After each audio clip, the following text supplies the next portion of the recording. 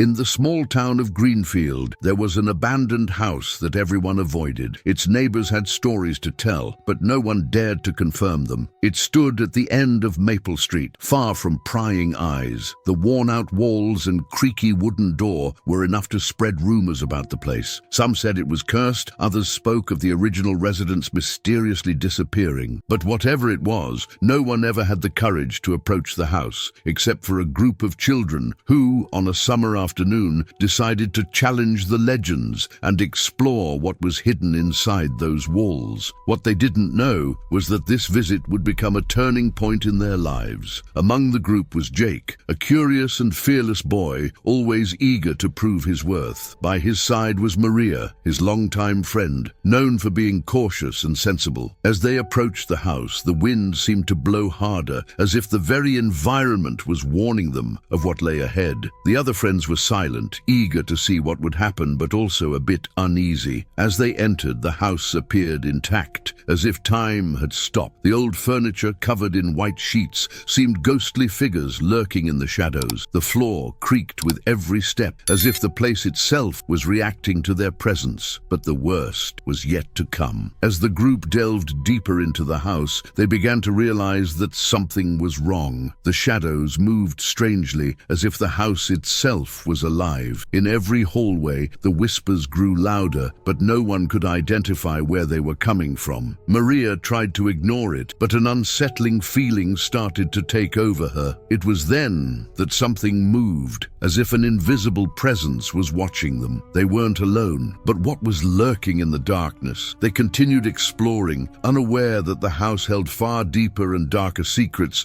than they could ever imagine. Jake and his friends approached the house with a mix of excitement and nervousness. Each one carried a different burden. While Jake was excited about the idea of challenging the legends, Maria felt an increasing chill down her spine, as though she was being watched. The others were silent, anxious to see what would happen, but also somewhat uncomfortable. As they entered, the house appeared intact, as if time had frozen. The old furniture, covered in white sheets, seemed like ghostly figures watching them from the shadows. The floor creaked with every step, as if the house itself was reacting to their presence. But the worst was yet to come. With her stomach turning, Maria suggested they leave, but Jake insisted they continue. He wanted to see with his own eyes if all this was just a creation of the terrified minds of the townspeople. They began to explore deeper. Upstairs, a narrow hallway led them to a door that seemed strangely new compared to the rest of the house. When they pushed it open, the group entered a dark room with a broken window letting in faint light. Inside, something caught Maria's eye, a portrait of a woman, elegantly dressed, with a hollow and sad expression. The painting seemed even stranger the closer they got. As Maria stared at the portrait, she felt as though something was watching her in return. The feeling was so strong that she could almost hear a voice whispering her name. She quickly backed away, but the others were more focused on the rest of the room. A large, dusty mirror hung on the wall, and no matter how hard they tried to avoid it, everyone's eyes eventually turned to the reflection. What should have been a simple image of an empty room started to distort. The shadows in the mirror didn't match what they saw with their naked eyes, and soon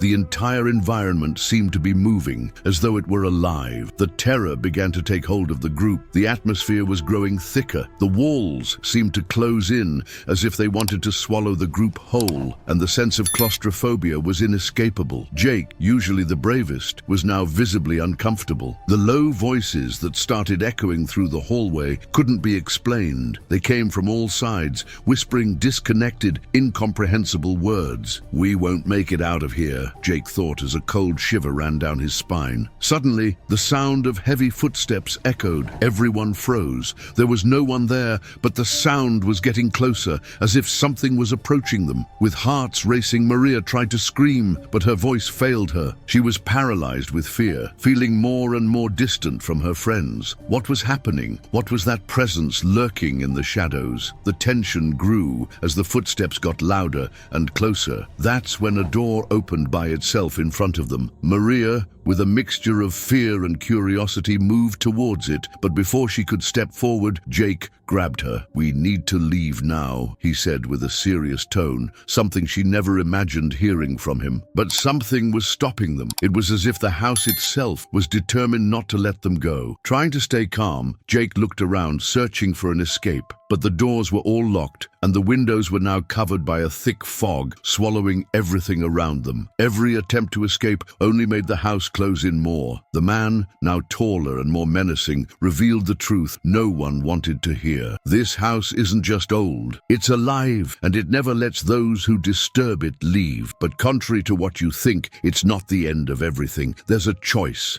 A chance to leave, but will you make it? Time will tell. His words hung in the air, and as the man disappeared into the shadows, the house trembled as if it were waiting for their next move. The fear gripped the group as the mysterious figure began to walk slowly toward them. His words echoed as though they had been spoken by someone from another world. "You think you're just playing, but you don't know what you've awakened in this house." Maria looked at Jake, her eyes reflecting a mixture of despair and disbelief. The man didn't seem threatening at first glance, but his presence was immense, filling the room. The silence was broken only by muffled breathing and the soft screams that seemed to come from somewhere deep within the house. "What is this? Who are you?" Jake asked, trying to remain calm, but his voice came out trembling. The man stopped in front of them, and with a dark smile explained, "I'm the guardian of the house, and it does not like to be disturbed." He looked at the closed door leading to the rest of the house, as if waiting for something to happen. "You've awakened something that had been dormant for a long time. Now, the house demands that you pay the price." Maria felt a rising pressure in her chest, as though the air had become thicker. She struggled to breathe, but her mind was in panic. The shadows began to take shape, and the children saw glimpses of strange figures emerging from the walls, from the broken windows, and even from the floor. It was as if the space around them was transforming into a living entity. With their hearts pounding, the friends tried to run, but the doors were all locked, and the windows were now covered by a thick fog, swallowing everything around them. Each attempt to escape only made the house close in more. The man, now more ominous, revealed the truth no one wanted to hear. This house isn't just old, it's alive, and it never lets those who disturb it leave. But unlike what you think, it's not the end of everything. There's a choice, a chance to leave, but will you make it? Time will tell. His words lingered in the air, and as the man vanished into the shadows, the house seemed to pulse, waiting for their next move. Time seemed to stop for the children inside the haunted house. Reality was distorting, and with every breath, more and more ghostly figures emerged from the shadows, as if they were ready to devour everything around them. Jake, Maria, and the others were now desperate. The fight for freedom was no longer just about finding a way out, but about surviving what was becoming a real nightmare. They began to run, but the house's walls seemed to move, closing in behind them with each step. What had once seemed like a simple adventure had now turned into a fight for their lives. The doors, the windows, everything was blocked. Fear consumed them, but the will to escape kept them moving. They headed to the attic, where the feeling of being watched intensified. The sound of heavy footsteps echoed through the stairs, as if something or someone was following them. Maria,